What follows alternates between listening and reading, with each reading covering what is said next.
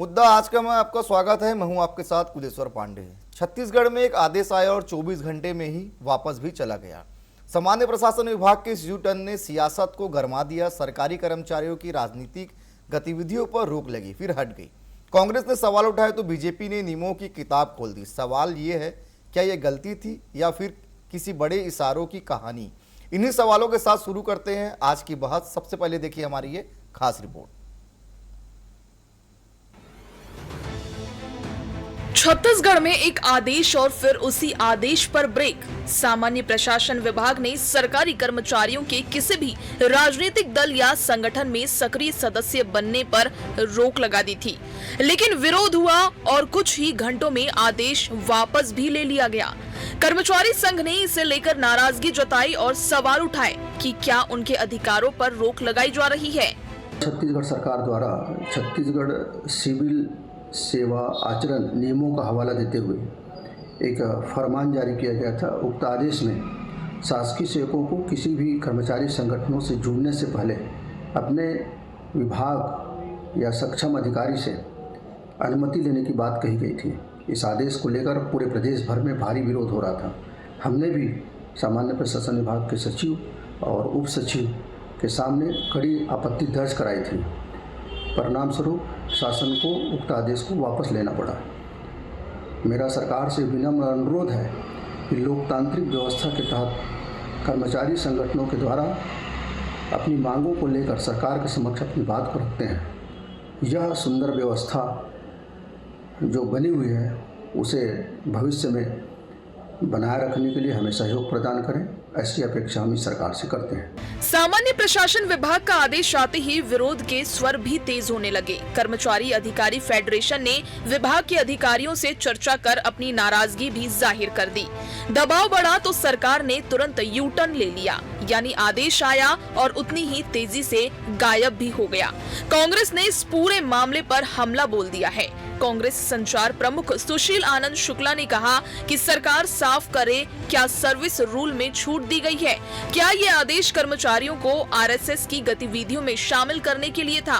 कांग्रेस का बयान सामने आने के बाद सरकार ने भी पलटवार करने में देरी नहीं की। उप मुख्यमंत्री अरुण साव ने कहा, आरएसएस राजनीतिक दल नहीं है, ये कांग्रेस समझे। General condition of service rule के अनुसार कर्मचारियों को अपना आचरण करना पड़ता है। पहले इन्होंने 21 तारीख को आदेश दिया कि कर्मचारियों को किसी भी राजनीतिक दल और सामाजिक संगठन में भाग लेने पर प्रतिबंध है और ये एक सर्विस रूल के तहत पुरानी नियमावली है, इसको बीच बीच में रिमाइंड किया जाता है। लेकिन उसके बाद जो आदेश आया है कि 21 तारीख के इस आदेश को जो प्रतिबंध था उस पर स्टे लगाया जाता है आगामी आदेश तक। मतलब आज की तारीख में छत्तीसगढ़ में कोई भी शासकीय कर्मचारी किसी भी राजनीतिक दल का सदस्य बन सकता है, किसी भी सामाजिक संगठन का सदस्य बन सकता है, मुख्यमंत्री मंत्रियों के खिलाफ जिंदाबाद मुर्दाबाद के नारे लगा सकता है। भैया जी उसमें स्टे लगाया गया है। तो ये भारतीय जनता पार्टी की सरकार है, कुछ भी कर सकती है। और हमें तो ऐसा लगता है कि आरएसएस के नाराज होने के बाद यह आदेश निकाला गया है कि अपने ही नियमों की धज्जियाँ उड़ाई गई। इस आदेश में जो एक सर्विस रूल है उसकी धज्जियाँ उड़ाई गई है, क्योंकि प्रतिबंध लगाएंगे तो आरएसएस की गतिविधियों में भी लोग नहीं जा पाएंगे। पहली बात तो ये है, आरएसएस कोई राजनीतिक दल नहीं है। कांग्रेस के लोगों को यह समझ में आना चाहिए। दूसरी बात यह है, कर्मचारियों के लिए मैंने बताया आपको, general condition of service rules applicable है कर्मचारियों के लिए और कोई भी नियम उसी के अनुरूप लागू होगा, उन्हीं के अनुरूप उन्हें आचरण व्यवहार करना पड़ता है। एक आदेश और दो अलग अलग सियासी व्याख्याएं। एक तरफ छिपा एजेंडे का आरोप तो दूसरी तरफ नियमों की सच्चाई का दावा। लेकिन असली सवाल अब भी वही है, आखिर ऐसा आदेश आया क्यों और इतनी जल्दी वापस क्यों लेना पड़ा? अब देखना होगा कि आगे इस मुद्दे पर कोई स्पष्ट नीति सामने आती है या फिर ये मामला भी बयानबाजी में ही सिमट जाता है। Bureau report, TV 24।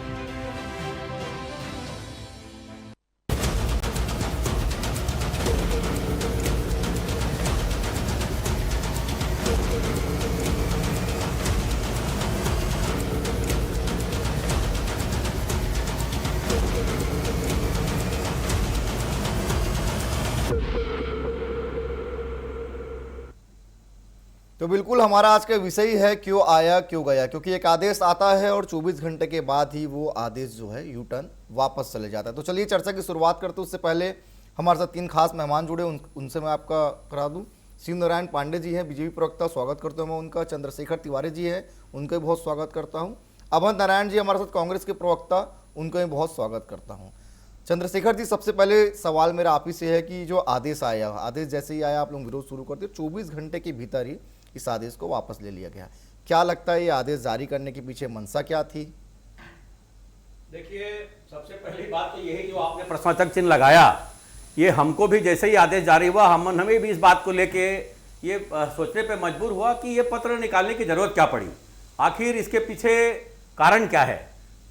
क्योंकि सारे हमारे कर्मचारी इस बात से भली भांति परिचित हैं, जो उसमें उल्लेख था कि जैसे हम सभी कर्मचारी जब सेवा में आते हैं तो सिविल सेवा आचरण अधिनियम के अंतर्गत हमको अपनी सेवाओं में हमको रहना होता है। जो उसमें बात ये लिखी गई कि कोई भी राजनीतिक दल में सीधे उसके मेंबरशिप, उसके कार्यक्रमों में हिस्सा ना लें, ये तो सभी समझते हैं इस बात को, और समझने के साथ साथ अपनी गतिविधियों को भी वो भली भांति संचालित भी करते रहते हैं। उसके बाद में जो पत्र का आना, तो फिर हमको ऐसा समझ में आया कि कहीं सरकार हमारे अधिकारों को लेकर हम जो बात करते हैं सरकार के पास में, कहीं उस पर तो सरकार रोक लगाने की कोशिश नहीं कर रही है। तो फिर ये बात आई कि कहीं पर भी ये बात हमको ऐसे सुनाई में नहीं मिली, क्योंकि हमारे अलग अलग हिस्सों में कार्यक्रमों में, विभिन्न प्रशिक्षणों में हम जाते रहते हैं, हमारे लोग जाते रहते हैं वहां पर, तो ऐसी कोई बात तो थी नहीं। तो कहीं ना कहीं ये समझ में आया कि लाल फीताशाही के चलते ये आदेश बिना किसी एक समन्वय के या बिना किसी बातचीत के, या मैं समझता हूं कि कहीं सरकार में बैठे जो लोग, जिम्मेदार जो लोग हैं, उनके बिना जानकारी के इस पत्र को जारी किया गया। अब सोचने की बात यह है कि जारी होने के बाद में हमारे अलग अलग तबकों में अलग अलग इसमें एक विरोध का स्वर तैयार होने लगा। तो हमने भी इस बात को समझा कि अगर ये बात सही अगर है, हमारे पर ये लागू करने की जो बात है, इसके पीछे कहीं कोई मंशा सरकार की जो वो है, एक कारण जो हमको समझ में आ रहा है, तो हमने अपने स्तर पर इस बात को एक आपसी एक दौर के साथ में और आने वाले समय में एक मजबूत आंदोलन के रूप में निश्चित रूप से हम इसको सरकार के पास हम लेके जाते, उसके पहले हमने अपनी बात को रखा। और सरकार में जो बैठे जो लोग हैं, मुझको ऐसा लगता है कि लाल फीताशाही जैसे मैंने कहा, ये तत्काल फिर आदेश को वापस भी ले लिए गए। ठीक है शिव नारायण जी, इस तरह के आदेश आते हैं और वापस चले जाते हैं, ऐसे में बैठे बैठाए जो है कांग्रेस पार्टी को एक बड़ा मुद्दा मिल जाता है। सर क्या लगता है इसके पीछे गलती किसकी है? क्या प्रशासनिक चूक हुई है, बिना कर्मचारियों से चर्चा किए, बिना जो इस तरह के आदेश निकालकर वापस किया गया? ये जो आदेश निकला है और उसका दूसरे दिन उसको वापस ले लिया गया है, ये अपने आप में साबित करता है कि ये सुचिंतित आदेश या सर्कुलर नहीं था। जो स्थापित नियम है, उस स्थापित नियम को सारे कर्मचारी वृंद जानते हैं कि क्या स्थापित नियम है। कोई भी ऐसी चीज़ जो उन नियमों में एक प्रकार से स्पष्टीकरण की दृष्टि से हो, उसका सर्कुलर होता है। सर्कुलर उन्हीं नियमों को फिर से रिपीट करके और उसमें एक कन्फ्यूजन पैदा करना, ये अपने आप में बड़ा दोषपूर्ण है। और लगभग इसी प्रकार का ये आदेश निकला था, और उसको जब फेडरेशन ने और पॉलिटिकल ढंग से जब देखा गया कि ये इसकी कोई आवश्यकता नहीं थी, इस प्रकार के सर्कुलर निकालने की, अपरिहार्य नहीं था, ये फालतू है, ऐसी स्थिति में फिर जीएडी से उसी को फिर से उसको स्थगित कर दिया गया, उसको वापस ले लिया गया। तो ये बिल्कुल तय बात है। जिस प्रकार से फेडरेशन के प्रवक्ता ने कहा कि एक डेमोक्रेटिक सिस्टम है, नौकरशाही में भी, ये एक प्रशासनिक तंत्र में भी एक डेमोक्रेसी है, ये परस्पर संवाद होता है। कर्मचारी अपने जो कल्याणकारी राज्य होता है उसमें इलेक्टेड जो गवर्नमेंट होती है उसके साथ वो संवाद करते हैं, अपने ग्रीवांसेस को एड्रेस करते हैं, सभा और सोसाइटी बनाने की उनको छूट है, संवैधानिक अधिकार है उनका। ऐसी स्थिति में वो अपने नियमों से चलते हैं, शासन के बनाए नियमों से चलते हैं, और उसमें फिर एक प्रकार की शंका डालना, एक प्रकार का वातावरण ऐसा पैदा करना जिसके कारण उनमें अनरेस्ट पैदा हो जाए, उनमें एक प्रकार से असंतोष पैदा हो, वो ठीक बात नहीं थी। इसलिए ये जो है ये आदेश वापस लिया गया और ये स्वागत योग्य है। इस प्रकार के आदेश कभी नहीं आना चाहिए कि कम से कम ये पता चले कि हमारे यहाँ डेमोक्रेसी नहीं बल्कि एक तानाशाही प्रवृत्ति चल रही है। इस प्रकार की स्थिति को कभी बर्दाश्त नहीं किया जाना चाहिए और इसी कारण से ये आदेश वापस हुआ है। और मैं धन्यवाद करता हूं कि जितने शांतिपूर्ण ढंग से फेडरेशन ने अपनी बात रखी है और जिस प्रकार से शासन को भी धन्यवाद देना चाहिए, जिस प्रकार से उन्होंने एक इनिशिएटिव लेके इस आदेश को वापस करवाया है, बड़ा प्रशंसनीय है। इसी प्रकार का वातावरण होना ठीक है। अभय जी, कैसे देख रहे हैं आप, क्योंकि आप लोग तो सीधा ये बता रहे हैं कि एक अन्य संगठन को फायदा पहुंचाने के लिए इस तरह के आदेश निकलते हैं।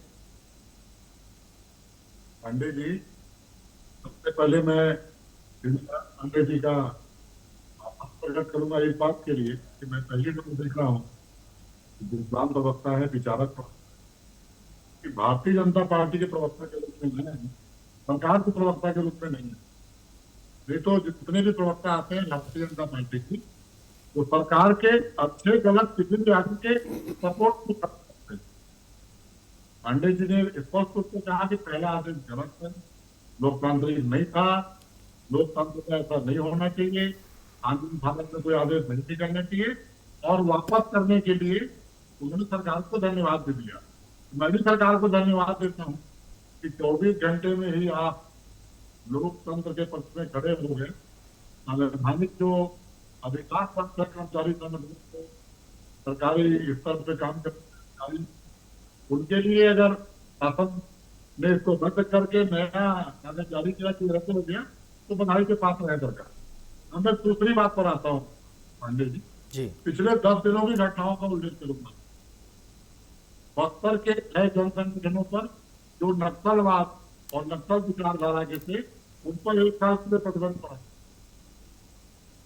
उससे भी हमने बात की कि भाई प्रतिबंध आप बढ़ा रहे हैं तो उससे इनपुट क्या है, क्या कारण है? आपने सशस्त्र नक्सल खत्म कर दिया, लेकिन जो लोग काम कर रहे हैं विचारधारा के लिए, उसका साल से करिए प्रतिबंध मत लगेंगे।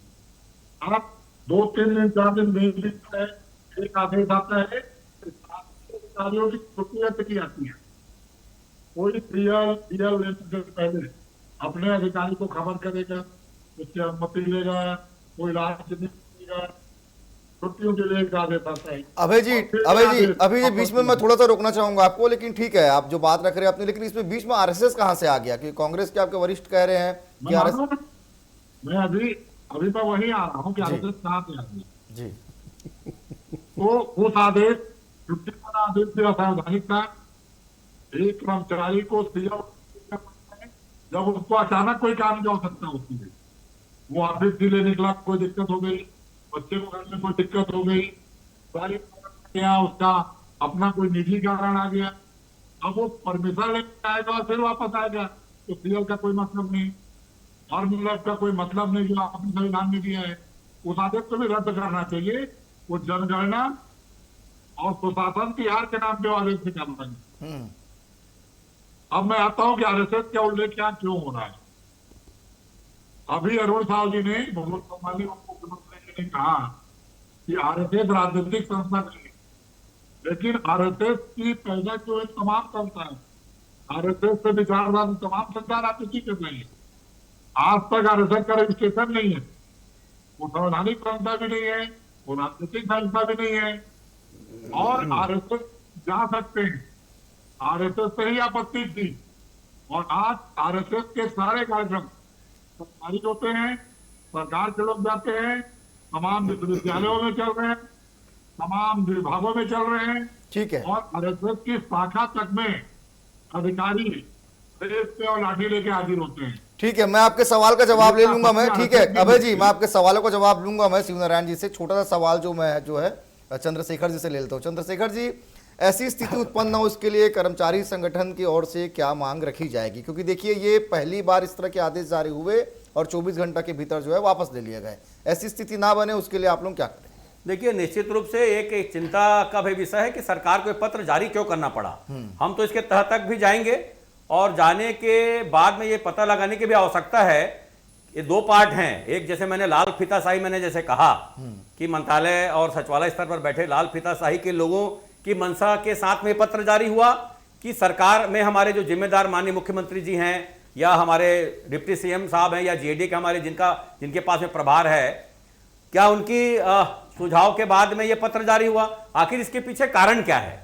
क्योंकि मुझको ऐसा कहीं पर भी समझ में आता नहीं है कि इस पत्र को जारी करने की स्थिति क्यों निर्मित हुई। सरकार के साथ में मिलकर सरकार की तमाम जितनी भी योजनाएं हैं पूरे प्रदेश के आम जन तक पहुंचाने की जिम्मेदारी हम कर्मचारियों पर होती है। अलग अलग विभिन्न हमारे जितने 52-58 हमारे जो विभाग हैं, पूरे वहां पर कर्मचारी अपने काम को भली भांति, चाहे सरकार कोई भी रहे, और इसको हम आम जनता तक पहुंचाने की जिम्मेदारी कर्मचारियों पर होती है। बात यहां पर जो उस पत्र में जो उल्लेख किया गया सिविल सेवा आचरण अधिनियम की बात, मैं बहुत अच्छे से इस बात को समझ सकता हूं कि सिविल सेवा आचरण अधिनियम का हमारे कर्मचारी भली भांति उसका पालन भी करते हैं और उसी के साथ में अपनी गतिविधियों को संचालित करते हैं। कोई हमारा कर्मचारी किसी कारण से अगर उसका उल्लंघन करता है तो उस पर कार्रवाई भी होती है, ठीक है, और वो होना भी चाहिए। लेकिन जहां तक बात अब इस पत्र की है, फिर से मैं वहीं पर आ रहा हूं, आखिर यह पत्र जारी हुआ किस आधार पर? इसके पीछे सरकार के जुड़े हमारे प्रशासनिक की, हमारे लाल फीताशाही के लोगों की जिम्मेदारी है कि हमारे मंत्रीगण या माननीय मुख्यमंत्री जी या हमारे जेडी के मंत्री के समन्वय के बाद में पत्र जारी हुआ? इसको हमको एक जानकारी भी लेने की आवश्यकता है कि आखिर जारी हुआ क्यों। ठीक है शिव नारायण जी, देखिए कांग्रेस के प्रवक्ता ने भी एक बड़ा आरोप लगाया है और ये बात का है कि आप लोग एक खास संगठन को फायदा पहुंचाने के लिए इस तरह से आदेश निकाले थे। सीधे तौर पर उन्होंने आरएसएस की बात कही है। उन्होंने ये भी कहा है कि तमाम कार्यक्रम जो प्रस्तावित रहते हैं आरएसएस के और सरकार के द्वारा ही उसको संचालित किया जाता है। कैसे इसको खारिज करेंगे आप? देखिए, ये आज़ादी के बाद से कांग्रेस को आरएसएस से हमेशा एलर्जी रही है।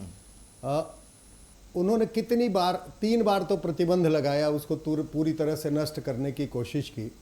इसके अलावा केंद्र सरकार ने कांग्रेस के ज़माने में आरएसएस की गतिविधियों में शासकीय कर्मचारियों को भाग लेने से मना किया और इस पर कम से कम 15 हाई कोर्ट के फैसले हैं, सुप्रीम कोर्ट तक के फैसले हैं कि किसी भी कर्मचारी के जो व्यक्तिगत जो मौलिक अधिकार हैं उसकी ड्यूटी के अलावा उसको आप किसी तरह से स्टॉप नहीं कर सकते, रोक नहीं सकते, उसको सेवा से च्युत नहीं कर सकते।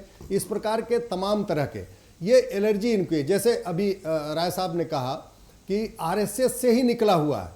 अब बताइए कि किसी सामाजिक सांस्कृतिक संगठन से राजनीति भी निकलती है, अध्यात्म निकलता है, बहुत सारी चीजें निकलती हैं। बिल्कुल, जैसे आर्य समाज है, आर्य समाज से बहुत सारे बड़े बड़े नेता निकले, आज़ादी की लड़ाई लड़ने वाले लोग निकले, बहुत बड़े बड़े त्यागी और विरागी और सन्यासी निकले।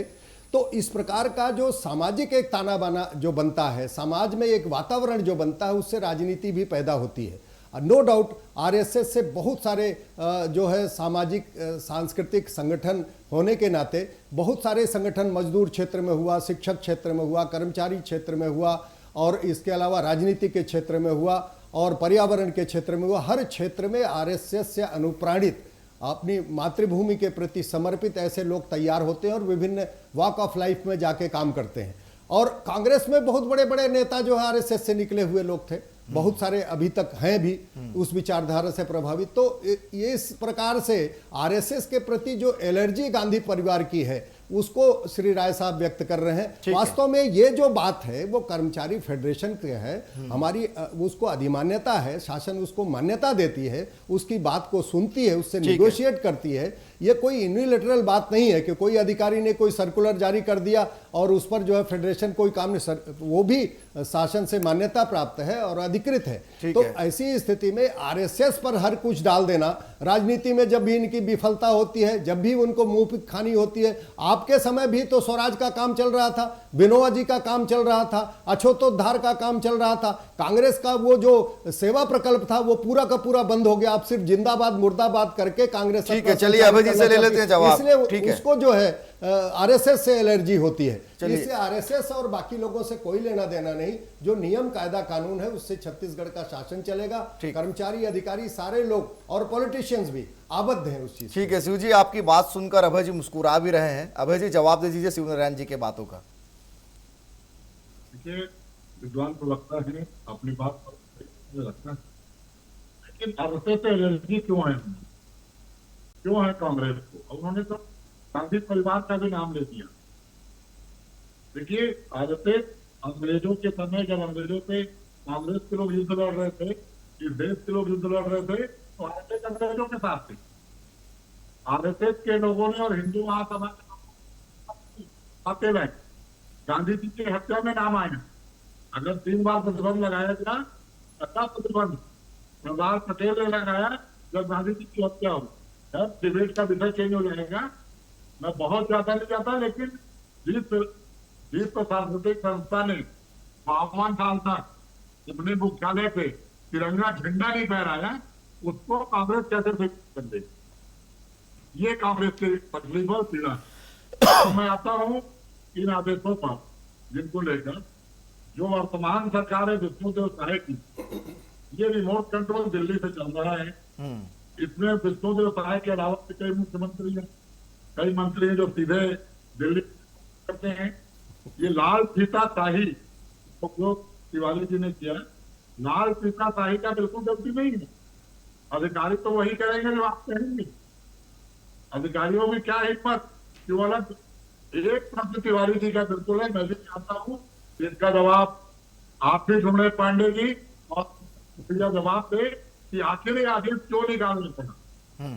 इसके पीछे कारण था, ये कारण वही मानसिकता है, ये डरे हुए हैं, ये सवाल से डरते हैं, ये विचार से डरते हैं। और जब इनको लगता है कि जो सरकार है वो भारतीय जनता पार्टी का कब्जा है, वो अपनी नीतियों को थोपते हैं। आप शासन में बैठे हैं, छत्तीसगढ़ शासन, जिला प्रशासन, और इसके लिए सिविल आचरण अधिनियम बनाए गए हैं, इसके लिए तमाम कानून और संविधान बनाए गए हैं। लेकिन कोई पार्टी और कोई मुख्यमंत्री ये सोच रहे कि शासन मैं चला रहा हूं, ठीक है, मैं जो बोलूंगा होगा। ठीक है, जवाब ले लेते हैं शिवनारायण से। ठीक है, जवाब ले लेते हैं। इससे पहले हरिद्वार में स्कूल में 15 करोड़ फीस के प्रस्ताव लाएंगे। मैं राज साहब को प्रस्ताव वापस। ठीक है अभय जी शिवनारायण जी से जवाब ले लेते हैं, फिर मैं लौटूंगा आपके पास। राय साहब, मैं आपको चुनौती देता हूं, आरएसएस को गांधी हत्याकांड में किसी भी कमीशन ने, किसी भी न्यायालय ने, किसी ने, और कांग्रेस के पास या आपके पास या किसी के पास भी इस प्रकार का कोई दस्तावेज हो कि कोई कमीशन ने, किसी आयोग ने उसको दोषी ठहराया हो या उसका इन्वॉल्वमेंट बताया हो। नंबर एक बात। नंबर दूसरी बात यह है कि आपने जो कहा कि रिमोट से चलता है, और रिमोट से तो हमने देखा है कि 5 साल पहले भूपेश सरकार को ये जो गुलाब की पंखुड़ियां बिछाने का काम जो मैडम के लिए किया गया था, वो रिमोट नहीं था। यहाँ का पूरा लिक्विडिटी छत्तीसगढ़ की 5 साल की सरकार में कांग्रेस ने पूरी तरह से लिक्विडिटी बर्बाद करके रख दिया। एक एटीएम बन गया था वो। तीसरी चीज ये कि आरएसएस को आप, उसके संस्थापक डॉक्टर हेडगेवार खुद जो है नागपुर अधिवेशन के सर्वाधिकारी थे, कांग्रेस के थे, वो जेल में गए थे। आरएसएस जो है, आरएसएस के स्वयंसेवक सब करते हैं। आरएसएस अपने आप में कुछ नहीं करता, वो एक सांस्कृतिक संगठन है, जो कि एक सांस्कृतिक संगठन है। तो आरएसएस को मैं पढ़ाने के लिए नहीं बैठा हूं। आरएसएस के प्रति जो आपका इग्नोरेंस है वो आपके पतन का कारण है। सारांश में मैं यही कहना चाहता हूं। ठीक है, चलिए मैं लौटूंगा आपके पास। अभय जी, छोटा सवाल जो मैं चंद्रशेखर जी से ले लेता हूँ। चंद्रशेखर जी, दोनों प्रवक्ताओं की आप बात सुने हैं, आप क्या कहेंगे इसमें? क्या वाकई में थोड़ी बहुत दबाव रहते हैं अधिकारी कर्मचारियों के ऊपर भी इस तरह के आयोजन में जाने के लिए? देखिए, मैं इस बात को कह सकता हूं कि राजनीतिक पार्टी के कार्यक्रमों में जाने की जो बात है, इस बात को लेके सीधे तौर पे, जैसे मैंने कहा कि सिविल सेवा आचरण अधिनियम भली भांति परिचित है। और दबाव की जहां तक बात है, मुझको ऐसा लगता है कि दबाव तो ऐसा किसी भी सरकारों का होता नहीं है। और कर्मचारी अगर दबाव भी डालेंगे तो कर्मचारी उसको जाएंगे भी नहीं, क्योंकि आखिर उनके सेवा से जुड़ा ये मामला है। तो सेवा से जुड़ा मामला होने के कारण से किसी को ऐसा दबाव डाला भी नहीं जा सकता। खास करके हमारे कर्मचारी अधिकारी प्रदेश के जो 5 लाख हमारे छत्तीसगढ़ राज्य में हैं जी। लेकिन अब कोई बात आ गई, किसी कार्यक्रम, जो हमारे विभागीय जो कार्यक्रम आयोजित जो होते हैं, वो शुद्ध रूप से कर्मचारियों के द्वारा ही उसको सफल बनाया जाना है। एक शासन की अपनी योजना जो होती है कि इस विभाग के द्वारा, जैसे हमारे महिला बाल विकास विभाग के अलग अलग अभी सुशासन का जो एक समय जो अभी आया है, अलग अलग विभाग की अपनी जो योजनाएं हैं, आम जन तक कैसे पहुंचाया जाए, इसमें सीधे कर्मचारी अपना सहभागिता निभाते हैं। लेकिन सरकार के राजनीतिक कार्यक्रमों में मैं ऐसा नहीं मानता, ना ऐसा होगा कभी कि दबाव बना के आपको वहां पर उस कार्यक्रम में आपको हिस्सा लेना है। ना दबाव बनाया जा सकता, ना कर्मचारी उसमें हिस्सा लेंगे। ठीक है अभय जी, अंतिम सवाल आपसे। बीजेपी साफ तौर पे कह रही है कि जो पत्र जारी हुआ है उसको अच्छे से अध्ययन जो है कांग्रेस पार्टी नहीं करी है। चश्मे लगाकर उसको अच्छे से पढ़े, उसमें क्या कुछ लिखा हुआ है। सिर्फ पत्र के बहाने जो है वो आरोप प्रत्यारोप का काम कर रही है। ये जो पहला पत्र आया था उसमें लिखा था स्पष्ट रूप से कि सरकारी कर्मचारी अधिकारी समिति बनाएंगे, न किसी संघ और समिति में कोई बदलेंगे और न जाएंगे। मतलब उनके संगठन पर सीधे सीधे रोक था, उसके लिए चप्पा लगाने की आवश्यकता नहीं है। वो तिवारी जी खुद उसका गठन कर रहे हैं, वो कितना गलत पत्र था, और आपने उसी पत्र को वापस लिया। तो भारतीय जनता पार्टी की सरकार रिमोट कंट्रोल की सरकार है। ओपी चौधरी अलग मुख्यमंत्री हैं, अरुण साहब अलग मुख्यमंत्री हैं, विजय शर्मा अलग मुख्यमंत्री हैं, और विष्णुदेव साय जी भौतिक मुख्यमंत्री। ठीक है, तो चलिए समय भी इजाजत देते रहे अभय जी, इस विषय को यहीं पे समाप्त करना पड़ेगा। कल किसी और विषय के साथ होगी मुलाकात।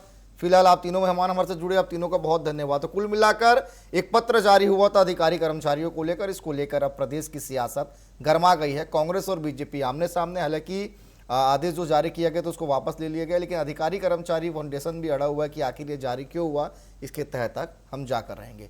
फिलहाल आज के लिए इतना ही, कल किसी और विषय के साथ होगी मुलाकात। मुझे दीजिए इजाजत, धन्यवाद।